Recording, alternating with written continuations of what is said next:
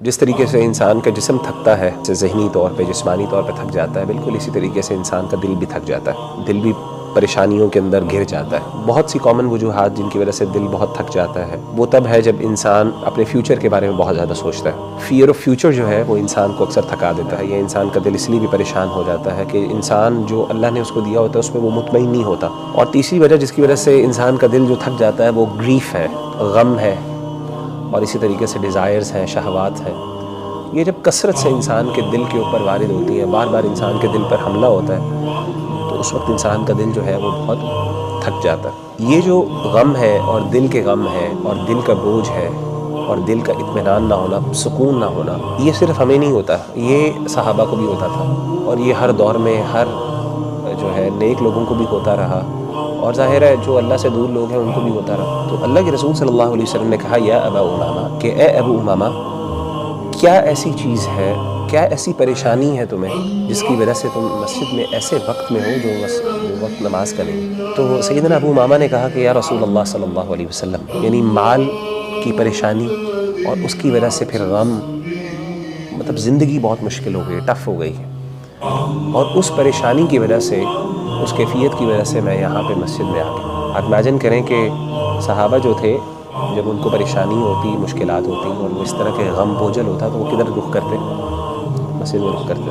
تو آپ نے کہا کیا میں تمہیں کوئی ایسی بات نہ سکھا دوں یا ایسے کلمات نہ سکھا دوں کہ اگر وہ تم کلمات کہو یا وہ دعا کے کلمات تم اللہ کے سامنے گڑ گڑا کے پیش کرو تو اللہ تمہارے غموں کو تم سے دور کر دے، تمہاری پریشانیوں کو، تمہاری انزائٹی کو تم سے دور کر دے۔ ہموم کہتے ہیں پریشانی کو۔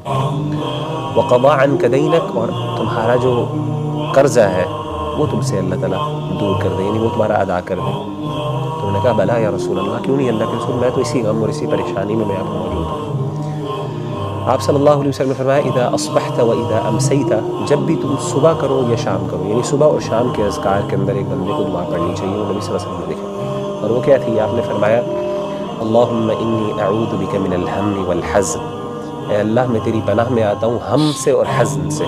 ہم کہتے ہیں انزائٹی سے، اور حزن کہتے ہیں غم، یعنی گریف سے۔ وَأَعُوذُ بِكَ مِنَ الْعَجْزِ وَالْكَسْلِ، عاجزی جو ہوتی ہے وہ بندے کی حوصلے کی کمی، اور اس میں نقص کا نام ہے۔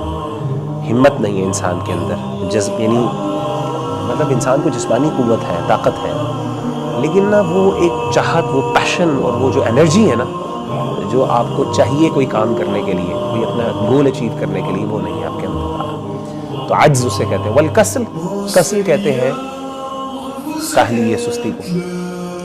وَأَعُوذُ بِكَ مِنَ الْجُبْنِ وَالْبُخْلِ، اور اللہ میں تیری پناہ میں آتا ہوں جبن اور بخل سے۔ وَأَعُوذُ بِكَ مِنْ غَلَبَةِ الدَّيْنِ وَقَهْرِ الرِّجَالِ، اور اللہ میں تیرے پناہ میں آتا ہوں قرضے کے غلبے سے، وقہر الرجال، اور لوگوں کے قہر سے، مردوں کے قہر سے، یعنی دشمن کے قہر سے اور اس کی زیادتی سے۔ تو کہتے ہیں کہ میں نے یہ دعائیں پڑھنا شروع کی صبح شام، تو اللہ تعالیٰ نے مجھ سے دونوں چیزیں دور کر دیں۔ آپ دیکھیں کہ نبی صلی اللہ علیہ وسلم، یہ ایک روحانی، یہ دل جب بھاری ہو، پریشان ہو، یعنی انزائٹی نہ جاری ہو، اس طرح کے حالت میں ہو، انسان کو سمجھ نہ آ رہی، انسان کو نا بازو کا نکالنے کی ضرورت پڑتی ہے۔ کہاں پہ نکالنے؟ کوئی جگہ بھی نہیں مل رہی ہوتی، غصہ بھی نہیں نکال سکتے کسی۔ تو یہ ایک وینٹنگ کا طریقہ جو ہمارے دین نے ہمیں سکھایا وہ نماز کی صورت میں تھا۔